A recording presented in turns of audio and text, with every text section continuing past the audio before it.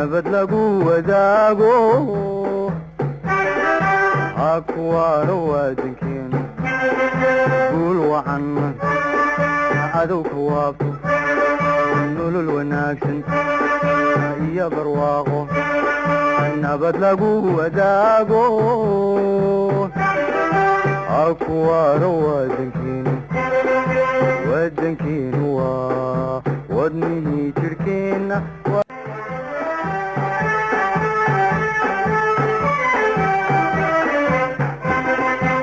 waxaan nahay wahdiga dugsiyada waxaan nahay waanada macalinka waxaan nahay wahdiga dugsiyada waxaan nahay waanada macalinka waagii baryaba بسم الله الرحمن الرحيم السلام عليكم ورحمة الله تعالى وبركاته داوديال ملك سعد جردة دافعة تكجوكتان هتكسر واتان برامج أسبوع الله هاي تبعت كيبا حل مرحلية أنا كلاد كداوتان تلفزيون كسم نيوز وأنا برامج كي طيّة تعلق وأنا برامج كان كم وجنو وحبرشة قبل مقدش الله قبرتو تبعت كان يا نوم مرتئة ينقص قدنا برامج كتية تعلن وجامعة النيل يونيفرسال تو كميدا jaamacadaha ku yaal magaalada muqdisho intuu barnaamijkan ku jiro saaxiibayaal waxaad u soo gudbi doonaa waraysiyo xamaasad leh kuwaas oo aan la yeelanay ardayda macallimiinta iyo maamulka jaamacadda neel aan aad u waraysanay ardayda iyo macallimiinta waa kuwaana ayagoo aan waraysiyo la yeelanay iyo qaababkii wax u baraan iyo macallimiinta qaabka ayagoo ardayda wax u baraan markaan daawadayaal wax daawanaysa barnaamijka tayada tacliinta telefishinka Soomaaliya kaga imaanaya dhanka ardayda ayaan markaan rabaa inaan hal iyo laba ka mid aan weydiiyo fikradooda iyo qaababka ay ku wax u bartaan iyo sida markaas la macaamilka jaamacadda Neel ay la kulmaan kulantii soo dhaw magacaaga ugu insha Allah waa dhaw alxamdulillah dhamaan ummadda Soomaaliyeed salaamaya anigoo magacayga ku bilaabay Iskariya Cabdiraxmaan Cabdulle waxaan ahay arday ka dhigtay jaamacadda Nile University computer science gaar ahaan software engineering korney kusoo biirtay jaamacadda Nile University waxaan kusoo biiray ardayda sanadkan qalin jibinaysa sanadkii hore ahaa muddo hal sano aan dhigtay oo semester 1 iyo semester 2 si wanaagsan ay nagu dhamaadeen ma sha Allah alxamdulillah dabcan aqoon baad baratay ma sha Allah waxa la qofka markuu wax barto waa inuu wax alifaa دام حتى قرشة كوديار سعد إيش الدلك إنه كسو كوديس والله إنه واحد برتاعه والله دلك وحياة فربنا ربعنا كسو كودية دلك وكذي ما هن بني حتى وحن ربعنا مقعوين كويا شو رنتي دنكاسي سوفت وير انجينيرينج كحنا قصار إن شاء الله هم يجي نوع عصوا وانقرتي طبعا أنت بين مركز وحبرنا يصح لكل مساعة قبضوا فربنا ونوال بكاجي إيمانية يا حتى السببية تكون بولستين هذا هيك سوقرت وأدخل جبيسيد لأن تطبع عليها بين عقبة كل ودبنتنا إيش حري وحبر الشديد حتى السببها تكون بوليس كفتو إن هذا هيك جامعة سرعات هيك كان قرتو والله هرتو إن أرضية أنت بدن إن عقبتها دتك قبصة أو هاي وحي بدينهين dad waxbarashada rabin kadibna ka niijaabo markii caqabad arkaan oo kale laakiin si qofka ay ka go'an tahay caqabad walba waxba uma arko sababtoo ah wuxuu og yahay guusha oo u socda iyo hamiga uu leeyahay gartay gabdhaha wax isla barnayseen sawa dabcan gabdhaha waxa la kulay inta badan ku caqabado kala duwan ma kamid tahay dadka dhiirigeliya ay tuseen waxbarashadu ay aad fiican tahay ها والله ما شاء الله هذه قاعد قبل واحد برته بالشو واحد برته قليل لم يتعب ودير قصمان صحوة ها هذه وما سنتها كل صاحب سنة أيوة سودوا هذا السلام عليكم ورحمة الله وبركاته وما حسنتي تيفيجا سومني تيفي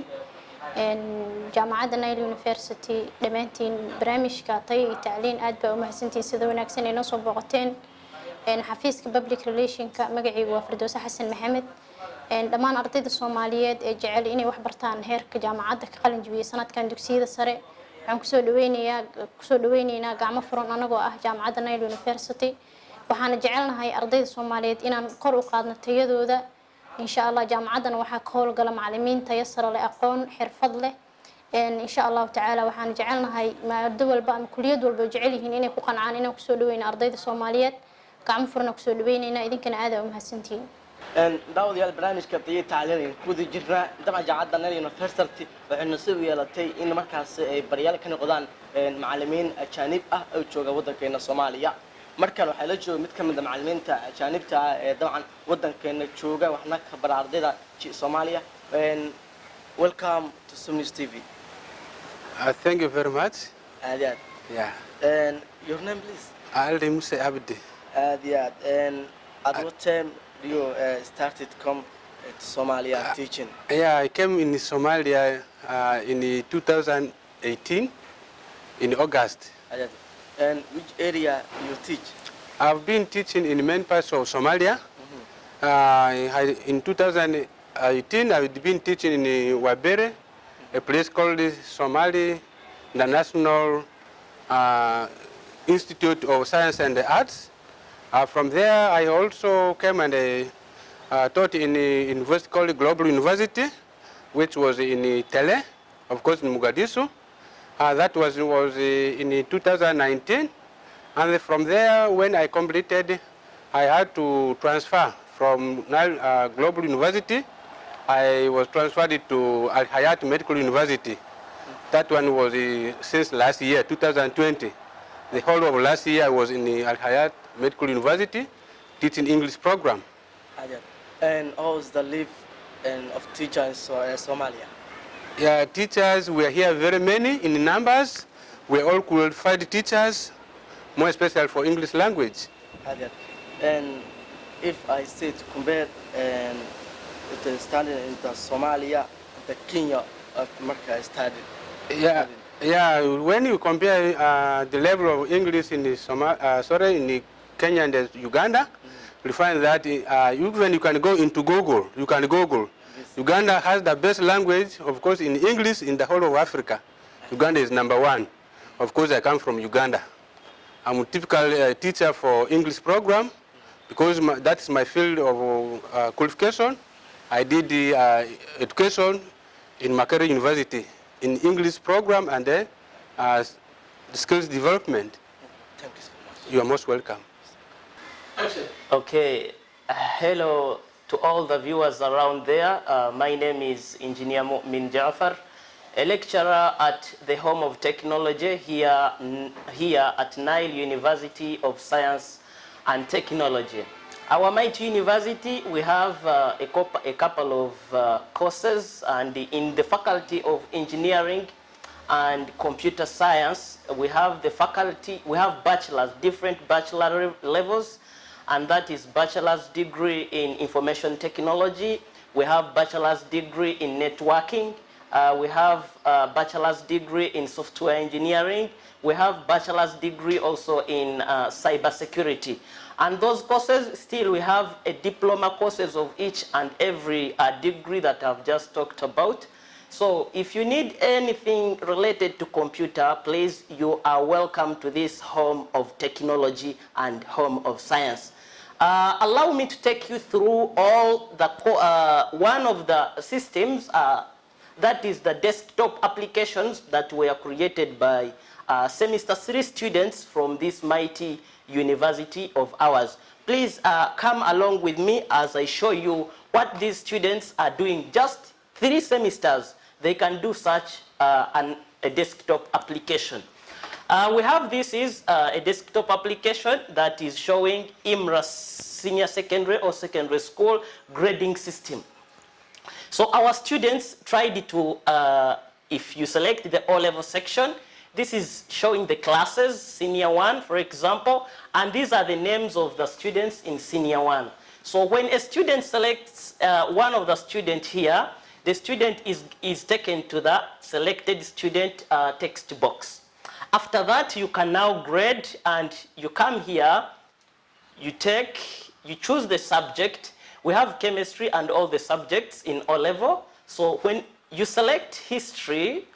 and you put the marks, for example, if this student scored 89 and I add this one into my system, it tells you that the student has scored an A in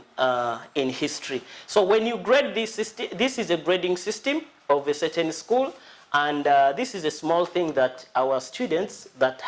they can manage to do at just 3 semesters at this mighty university, Nile University of Science and Technology. So if we exit this, the system tells you, do you want to exist? And all other controls on this thing, it works very well. So this is what a student can do here at Nile University of Science and Technology within just 3 semesters. Okay, we have another, this is also networking. This is networking. Since we do most mob things here at Nile University, it is also a group A coursework for our students. They designed this network of Nile University in Mogadishu and Nile University in Beledweyne. So they tried to connect these 2 campuses using a router here. This is a router, and these are departments. We have a department of finance, a department of administration, the department of computing. So if a person in Beledweyne can easily communicate with a person here at our university, we have 2 campuses. So when I send a packet, a message from here to here, it can easily reach. Let's repeat again. From here to here, okay, it is saying successful. It means you can easily communicate. And this is a simulator that shows that there is a network connection between these universities. I welcome you all, whoever wants to do something related to networking, software engineering, and all cybersecurity, please. This is the home of technology. Thank you very much. I wish you. وتحداوديال برامج كتي تعلين وبرامج شنكم وجنوه وحبرشة عيوبة sida muqdisho ay kobaca waxbarashadu sameynayso ayaa daawanaysaan markaan waxa inala jooga ustaad maxamed xasan cabdullaahi oo kamid ah xubin madaxda sare ee jaamacadda Nile University oo toddobaadkan barnaamijka tii tacliin noogu marti ah warantii soo dhaw maamule kula soo dhawo telefishinka Som News aad iyo aad baad u mahadsan tahay soo dhawaada idinkuna waad mahadsan tihiin aad iyo aadna waxaan u salaamayaa dhammaan ummadda Soomaaliyeed iyo TV-gaba assalaamu calaykum waraxmatullaahi tacaala wabarakaatuh waa mahadsan tahay kaga mahadcelinayaa guddoomiyaha barnaamijka waxaana qayb ay la qaadanaysid su-aasha koowaad rabina toddobaadkan ku diyo ayaa ah horma ayaa la aasaasay jaamacadda Nile University jaamacadda Nile University waa jaamacad ka mid ah jaamacadaha ugubka ee dhawaan la aasaasay ee dalka waana jaamacad ka mid ah jaamacadaha xirfadaha iyo kulliyadaha sayidka ah ee aadka baahiyoodkoodu ay u muuqdaan jaamacadaha soo kordhiyay ayay ka mid tahay jaamacaddan waxaa la aasaasay 17 Abriil ee 2017 waan gartay jaamacad dabcan kulliyado fara badan bay bixisaa si tirada ay gaarayaan oo kulliyadaha bixisaan jaamacadda Nile University waxay bixisaa kulliyado waaweyn 4 kulliyadood oo waaweyn bay bixisaa jaamacaddu waxaa halku dhig waa inay tahay xaruntii teknolojiyadda ay tahay oo ay tahay teknolojiyadda iyo sayniska inay labadaba ay xooga saarto oo ay major u yihiin majorkeenu waa information technology waa computer science in faculty of engineering and computer science oo noqonaya kulliyado aad u baaxad weyn kulliyadahaasi oo runtii aanu ku soo kordhinay 2 kulliyadood oo aan dalka hore uga jirin sida kulliyadda cyber security oo kale waxay gaar u tahay jaamacadda Nile marka la joogo Soomaaliya engineering software engineering oo kale waxay gaar u tahay iyaduna isla jaamacadda Nile marka waa kulliyadaha aanu ku soo kordhinay kulliyadda sayniska marka laga hadlayo information technology-ga maadaama caalamku hadda uu u socdo in teknolojiyadu ay horumarto waxa kaloo jira kulliyadda caafimaadka oo aanu bixino kulliyado kala duwan oo hoos yimaada caafimaadka sida shaybaarkii oo kale public healthigi nursingkii midwiferygii oo kale waxa jira kulliyadda dhaqaalaha iyo maamulka iyo dhaqaalaha oo kale oo iyadaan aanu bixino kulliyado kala duwan sida sharcigii oo kale sida public administrationkii maamulkii iyo maareyntii oo kale maareyntii ganacsiyada oo kale accountingkii iyo financigii oo kale aanu bixino iyadana kulliyado kala duwan aanu ka bixino Nile University dabcan taariikhdii inta badan ogaan waliba kulliyadaha ay bixiso dad badan oo xiiseeyo teknolojiyadda in jaamacadda ku soo biri doonaan ayaa rajinaya sanadka cusub ugu horantii idinka qorshe nooca ah ayaa idin degan maamul ahaan inaad soo dhaweyso ardayda dugsiyeedka una diyaar garowsan haddii ay bilaalaan inay markaas natiijada la rabay keenaan heerka jaamacadda u gudbaan jecelna ah in jaamacadda Nile University ka mid noqdaan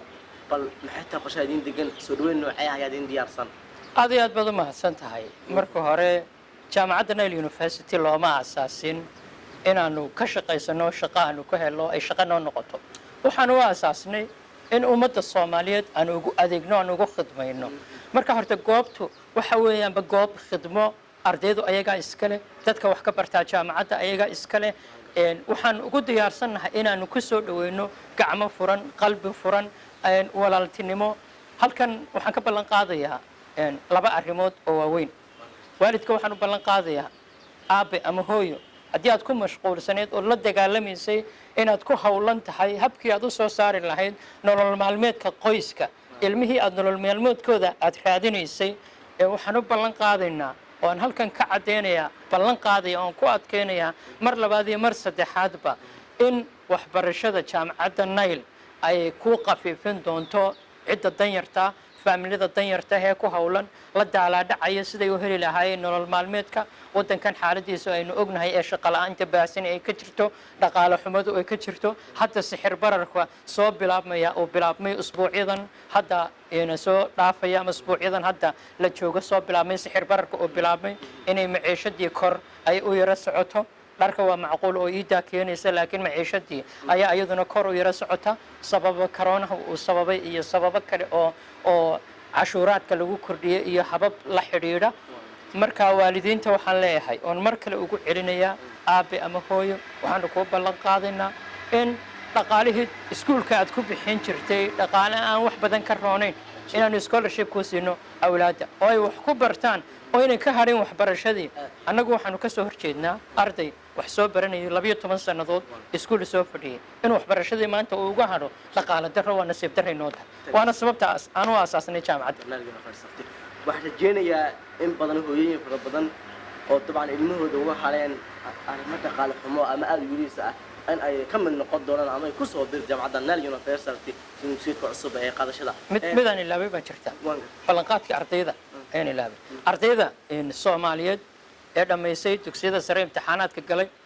marka hore ilaahay waxaan idinka rajeynayaa bondooyin iyo markis aad ku faraxdaan inaad hesho ayaan ilaahay idamka idinka rajeynayaa insha Allah taala guul ayaan idin rajeynayaa marka hore marka labaad waxaan idin ballan qaadayaa sida aad u aragtaan uga warhaysaan jaamacadda inay macallimiin ajaaniba ay wax ka dhigaan waxaa noo qorshaysan inaanu soo xulo macallimiinta ugu aqoonta iyo tayada iyo xeeladaha badan cilmiyada kala duwan inaanu soo xulo aanu dalka keeno dalka dibadiisa aanu ka keeno kuwa dalka gudihiisa jooga aanu soo ururino aanu idin keeno macallimiin tayo leh inaanu idinka qabtirno aqoontii aad u baahnaydeen hadda jaamacadda hakka technology-ga oo kale information technology-ga ama cyber security-ga ama networking-ka oo kale marka kuliyadaha kala duwan ee hoos yimaada kombiyuutarka hoos yimaada ama teknolojiyadan casriga hoos yimaada ardaydu practical qaataan practical waxay leeyihiin qalabaysan oo aad soo arki kartaan kombiyuutarad qalabaysan macallimiin xirfadlayaalihiina ay u joogaan practicadana ardaydu xooggan saari doonaa inay practical helaan arday kasta oo dhiganaya computer engineering ama cyber security ama IT ama baranaya networking waxaan u ballan qaadayaa inuu helo si joogto ah uu helo casharka marka uu qaato maadada uu soo qaato chapterka uu qaato inuu practical helo ayaan u ballan qaadaynaa gudoomiye ma santahay dabcan waxa la yaabaa in badan oo kamid ah daawadayaasha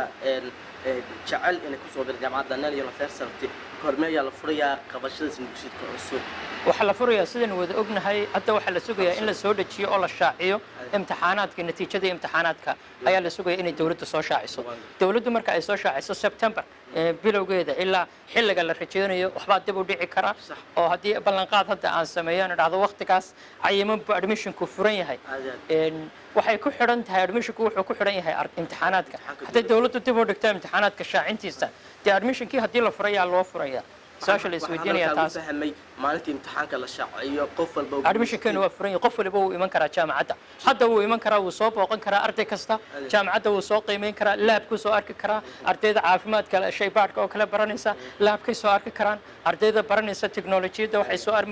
soo arki karaan laabka iyo goobihii practicada ay ku qaadanayeen waxay la sheekaysan karaan maamulkooda iyo macallimiintooda kala duwan ayay la sheekaysan karaan albaabkeenu wuxuu u furan yahay qof kasta oo daneynaya inuu wax barto xataa idinku hadda waxbarashada aad si siyaadinaysaan waxaan idin leenahay ku soo dhawaada journalism ma santahay gudoomiye ugu horantii su'aal yar oo kaftaana weydiiyo wada journalism kuma barato anigu ma ka fahsantahay ha bal barnaamijka noo sax hadda maanta ku dhaafalka horta journalismka marka laga hadlayo anigu waxaan ahay political scientist cilmiga aan bartay waa political science waa siyaasad marka barnaamijka xilliga aynu barnaamijka aynu gabagabaynayno ama aynu doonayno inaynu soo afmeerno barnaamijka aynu soo afmeerno horta waxa la yidhi goob haddii la isugu yimaado oo aan nebiga lagu saliyin ama ilaahay aan la xusin golahaas wuxuu noqdaa golo ceebid waa xadiisu nebigu yidhi sala allahu alayhi wasalam horta marka hore alxamdulilaahi rabbilcaalamiin ilaahay baa mahadle waxaynu ku saliyaynaa nebi maxamed sala allahu alayhi wasalam barnaamijkana waxaynu ku soo afmeeraynaa xilliga aynu soo qaadno wararkii aynu u baahnayn iyo macluumaadkii aynu u baahnayn markaynu soo dhammaysano ayaa waxaa soo xidhaya oo xaq u leh inuu soo xidho qofka wariyaha ayaa xaq u leh inuu soo xidho oo soo gabagabeeyo barnaamijka aad iyo aad baad u mahadsantahay adigaa mudan soo dhawaada Som News TV soo dhawaada ardayda Soomaaliyeed soo dhawaada guud ahaan ummadda Soomaaliyeed ee jecel inay wax barato waan soo dhaweynaynaa heer kasta oo ay yihiin master haddii uu yahay batch haddii uu yahay labadaba waxaanu leenahay kusoo dhawaada gacmo furan guud ahaan daawadayaal waa nagii taasa barnaamijkii tayada tacliin toddobaadkan ka xiiso badan toddobadii hore jaamacadda Nile University ayaan toddobaadkan barnaamijkan kaga hadlaynay farsamada kaamirada waxaan u mahadcelinayaa markaa saaxiibkayga cabdisaaq sanka anigu waxaan maxamuud axmed shaasha oo barnaamijka idin socodsiinaya nabad lagu wadaago akwaano wadankeenu guul wacan cadowka waafo nolol wanaagsan iyo barwaaqo nabad lagu wadaago akwaano wadankeenu waa wadnihii jirhkeenna